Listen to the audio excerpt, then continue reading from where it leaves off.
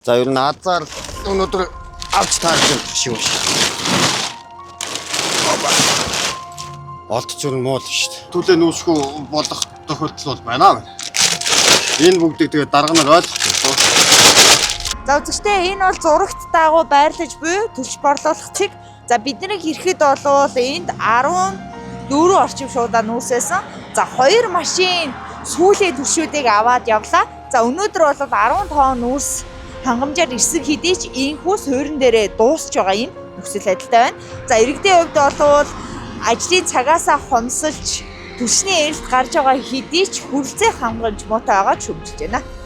За сүүлд шинээр гарсан тэр нэг коксчуусан гэлөө. Тэр нүүрс нь бол тийм сайн биш л гэх юм шүү дээ. Айхтар алаа талаад халаад байх юм байхгүй юм шүү дээ. 7 ногтоо 7 ширхэг мөрхэг гэдэг бол үнэхээр хэцүү.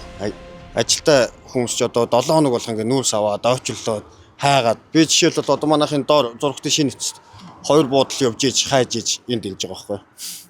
Тэнэн зүгээр портер хөлслөө шууд бүүн нь аваад хуучных шиг бүүн нь аваад яачдаг бол нэг өдрийн ажил 1 сар 2 сарын хийх ажлаа нэг өдөр хийчихвэл амар байдаг байхгүй.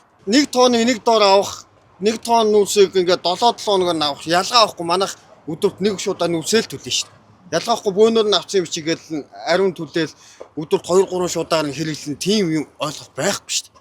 Одоо тэгээ түлш хангамж сайтай байна. 7 хоног болгоно өгж ийн гэ дарга нарын яриад байгааг сонсохоор юу бодогддог вэ? Угаасаа худлаа ярьж да тэгэл тэ бодит байдлыг мэдэхгүй шүү дээ.